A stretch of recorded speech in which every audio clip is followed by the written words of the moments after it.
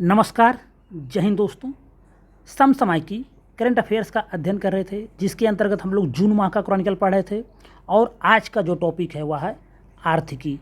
आर्थिकी से आपको बता दूं, जितने भी प्रश्न आते हैं आर्थिकी सेगमेंट में, चाहे पीसीएस एग्जाम हो, कोई भी एग्जाम हो, अधिकतर प्रश्न करंट की घटनाओं योजनाओं से ही संबंधित होते हैं। तो आर्थिकी एक महत्वपूर्ण टॉपिक होता है।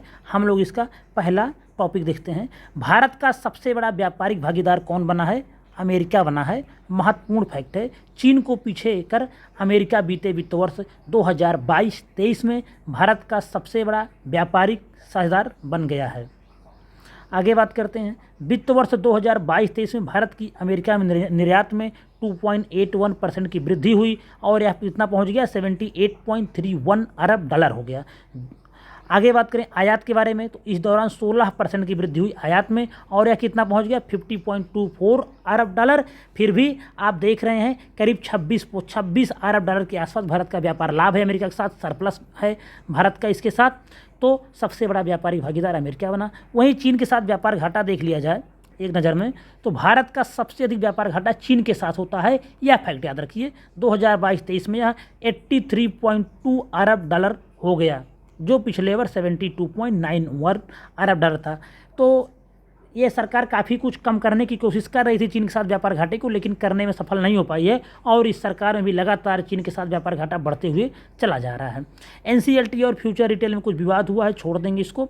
एक फैक्ट यहाँ से देखेंगे, जो दिवालिया समाधान के लिए समय सीमा होती है वह 330 दिनों की होती है, जिसमें मुकदमेबाजी में लगने वाला समय भी शामिल होता है।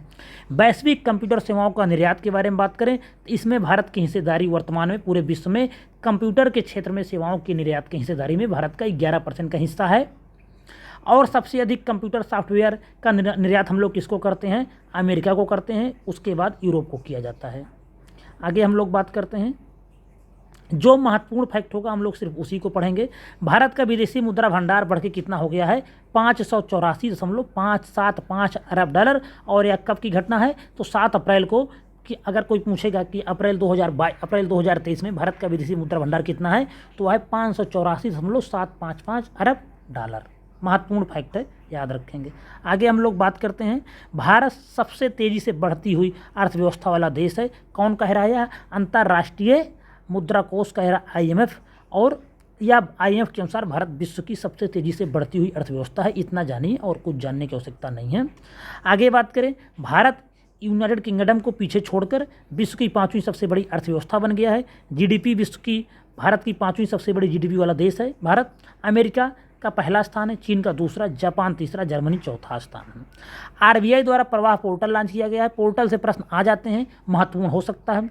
आरबीआई द्वारा नियामकीय प्रक्रिया को आसान बनाने के मकसद से प्रवाह नियामकीय आवेदन के लिए मंजूरी और अधिकार पत्र देने का मंच नाम से एक सुरक्षित वेब आधारित केंद्रीकृत पोर्टल विकसित करने का निर्णय किया गया है। भारतीय रिजर्व बैंक RBI ने उसके रेगुलेशन के दायरे में आने वाली इकाइयों के लिए रेगुलेटरी प्रक्रिया को सरल और सुगम बनाने के लिए प्रवाह पोर्टल बनाने का निर्णय लिया है। तो याद रखेंगे, प्रवाह पोर्टल किससे संबंधित है? RBI से संबंधित है। सिर्फ इतना ही प्रश्न यहाँ से बन सकता है। आगे हम लोग बात करते हैं, जो महत्वपूर्ण नहीं उनको हम लोग यहाँ पे छोड़ दे रहे हैं। और सबसे अधिक फायदा यहाँ पे यही है कि आपको यहाँ पे बकवास चीज़ें पढ़ने को नहीं मिलता है। सीधे बात करते हैं विदेश व्यापार नीति 2023।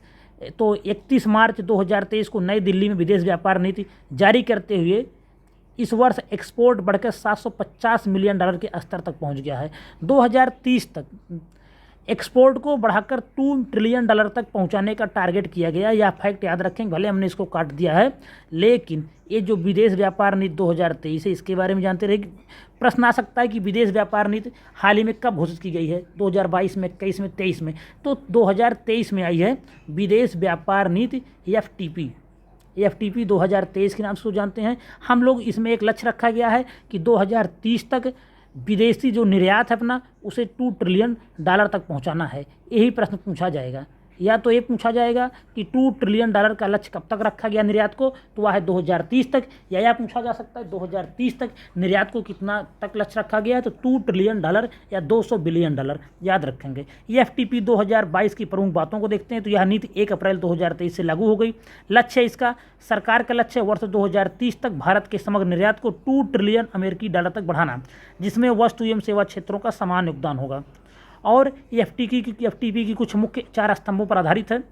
छूट के लिए प्रोत्साहन, सहयोग के माध्यम से निर्यात प्रोत्साहन, निर्यातक राज्य जिले भारतीय मिशन, ईज ऑफ डूइंग बिजनेस, लेन देन लागत में कमी और ई पहल, ई कॉमर्स निर्यात हब के रूप में विकासशील जिले और SCO मेट नीति को सुव्यवस्थित करना। तो ये सब बातें कोई महत्वपूर्ण नहीं, ये सब मेंस वगैरह के लिए महत्वपूर्ण हो सकती हैं, यहाँ के प्रीलिम्स के लिए कोई महत्वपूर्ण फैक्ट इसमें नहीं है।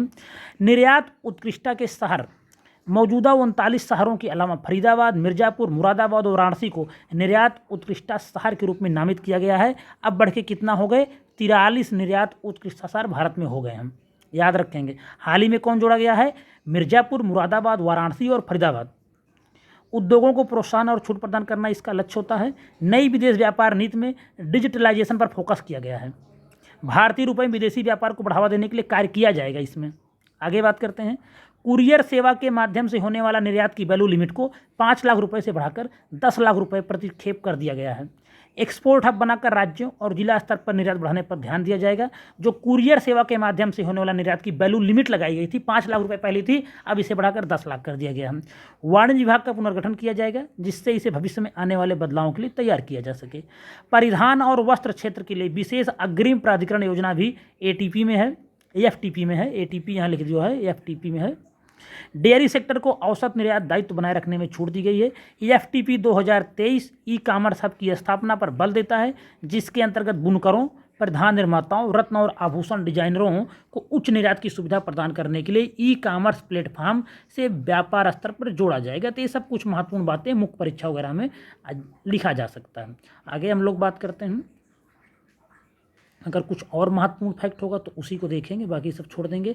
रेलवे कंपनी RBNL को मिला नवरत्न स्टेटस, ये महत्वपूर्ण फैक्ट है, पूछ ले जाएगा। हाल ही में किस कंपनी को नवरत्न का दर्जा मिला, तो भारत सरकार ने रेल विकास निगम लिमिटेड RBNL को मिनी रत्न श्रेणी से नवरत्न केंद्रीय सार्वजनिक क्षेत्र उद्यम में अपग्रेड कर दिया गया है, याद रखेंगे, महत्वपूर्ण है। यह अपग्रेड RBNL को भारत में CPES के बीच 13वीं नवरत्न कंपनी बनाता है, याद रखेंगे। अब भारत में कितने नवरत्न हो गए हैं, 13 हो गए हैं।